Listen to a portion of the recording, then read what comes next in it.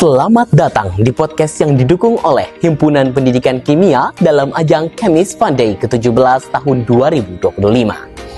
Hari ini kita akan menjelajahi peran kimiawan muda dalam mewujudkan Green City di ibu kota Nusantara.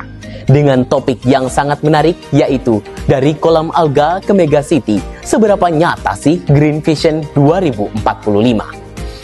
Bayangkan, kita tidak hanya membayangkan tetapi benar-benar berdiri di tahun 2045, di mana konsep kota hijau bukanlah sekedar konsep, melainkan bukti nyata yang hidup. Di sini, kaca gedung pencakar langit tidak hanya memantulkan cahaya, melainkan berfotosintesis. Sedangkan trotoar yang kita pijak bukanlah beton yang mati, melainkan membran yang menyaring udara polusi. Saya, Muhammad Faris Akbar Ataila dari Manpaser, akan mengajak Anda untuk mengenal lebih dalam mengenai Green City dan mikroalga. Pertama-tama, kita perlu tahu, apa sih itu Green City? Green City atau kota hijau adalah konsep kota yang berkelanjutan, yang memiliki 3 aspek utama. Yang pertama adalah pertumbuhan ekonomi, kedua kehidupan sosial, yang ketiga adalah perlindungan lingkungan. Setelah kita mengetahui tentang apa sih itu Green City, sekarang kita memasuki di mana mikroalga dapat mewujudkan dan memiliki syarat-syarat utama menjadi solusinya.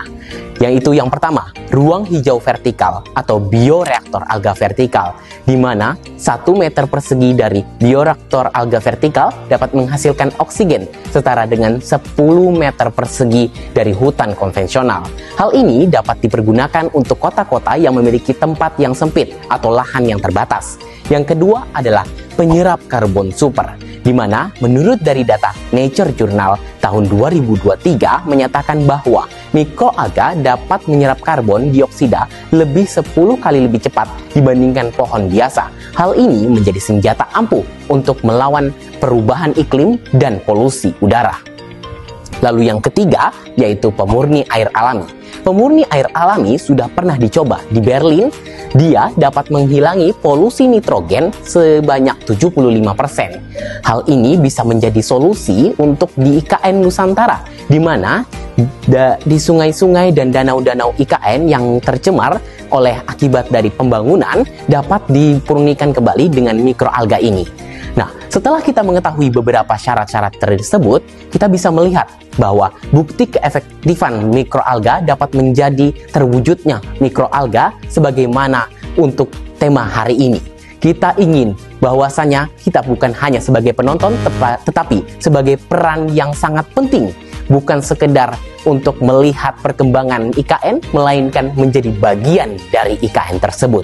Dengan hal itu, maka saya ingin mengatakan bahwasanya kita tidak hanya duduk diam untuk melihat suatu hal yang jadi terus berkelanjutan, tetapi IKN memiliki tantangan, yaitu yang pertama adalah polusi dari pembangunan dan kerusakan alam dan limbah-limbah yang terjadi. Hal inilah kita perlu tanda tanya. Bagaimana kita sebagai bangsa Indonesia memperdulikan hal tersebut?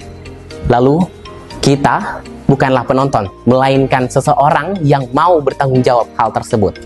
Maka mari bersama-sama kita wujudkan Indonesia yang lebih baik.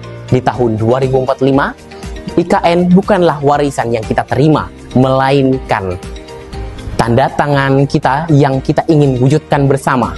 Tetapi sebelum saya menutupi podcast hari ini, saya ingin meminta terima kasih kepada Himpunan Pendidikan Mahasiswa Kimia untuk mengadakan podcast hari ini dan Chemist Fun Day ke-17. Dengan sangat terima kasih. Sebelum saya menutupi, saya ingin mengucapkan Assalamualaikum warahmatullahi wabarakatuh dan terima kasih.